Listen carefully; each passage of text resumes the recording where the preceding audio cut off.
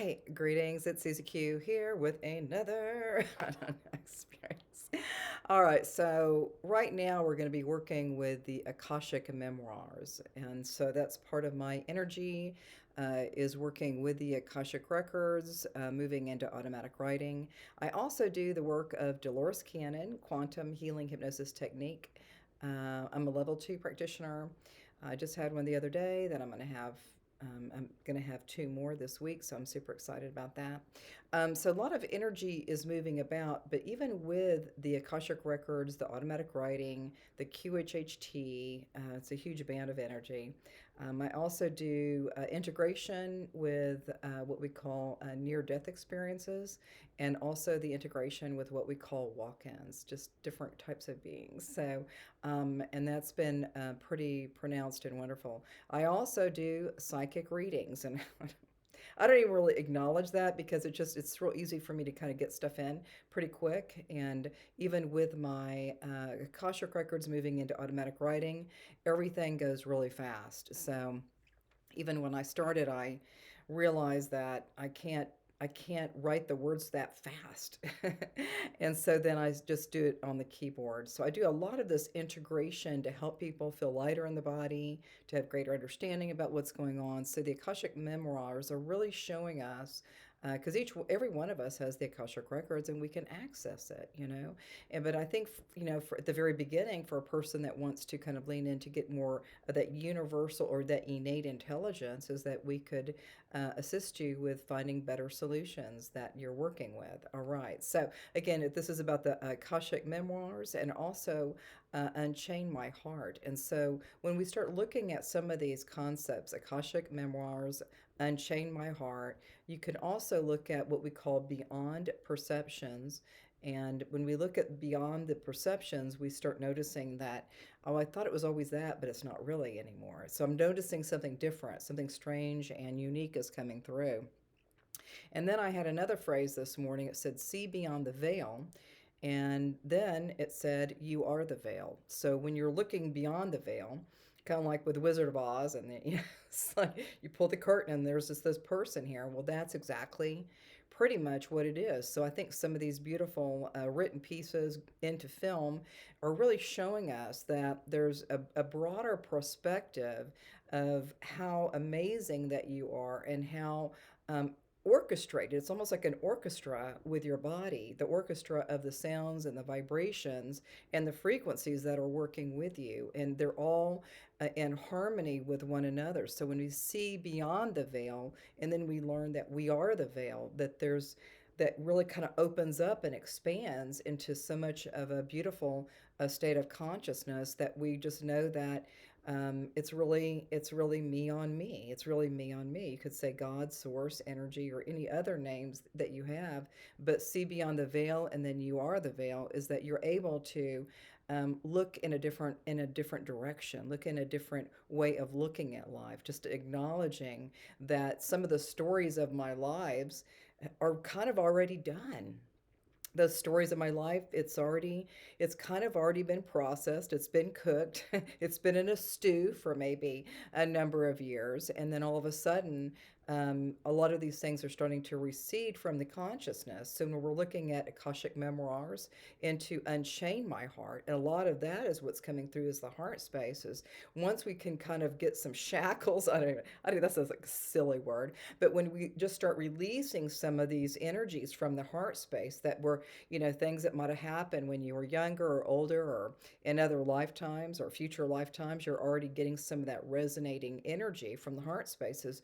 We're going to really want to just acknowledge that heart space is this beautiful band of energy. And the more that we can start letting things go, just let it go, like fly out, just let it go, is that's going to be really helpful as we're moving through what we call unchain my heart and see beyond the veil, and then know that the veil is you.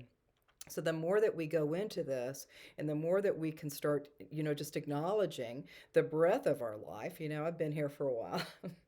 I've got kids and grandkids and all this stuff, but I'm like going, okay, so when I was younger, it was a little bit more challenging for me to start letting things go. I really didn't even know how to let things go. I just was kind of stuck. I was stuck like Chuck, I was just like stuck in mud, and I kept staying in the mud. And then I kept, doing the same thing over and over again. It was this repetitive patterning that was part of, I think, that was part of my divine lessons in this lifetime, is to go through all of these experiences, and then finally, sometimes you could have a lesson and it could be done within an hour, learning a lesson, and then it's done, it's gone. Well, for me, I'm like an overachiever with not not being right. Anyway, but it was an interesting path in my lifetime, and I'm sure yours is as well. But sometimes some of these divine lessons that come through take a while. And I think I got a PhD in that group, that group of energy that I was playing with. So we kind of make it funny, but sometimes it's not funny, because some people have really deep hardships, and kind of other states of other relationships, and maybe losses with prosperity or abundance, and then you got stuff going on with your body. You got the body stuff going on. It's like stuff is cooking inside of our bodies, and I'm like, I didn't even ask for it. I didn't ask for all this, but then all of a sudden some of these things just start kind of coming up. They kind of come up to rise, and they rest in the body, whether it's relationships or the body or prosperity or whatever it is that you're attempting to create, or maybe you're already creating it. Is that we just start noticing through the idea of unchain my heart, is we just start, just acknowledging, okay, all of that happened. Hey, people. And you're like, hey, people. And then you're just like, okay, so, hey, people. Um, is there anything else you need to say about the story? Is there anything else you need to tell about the stories of your life? Anything you want to say? It's like a wide open space to say what you want to say.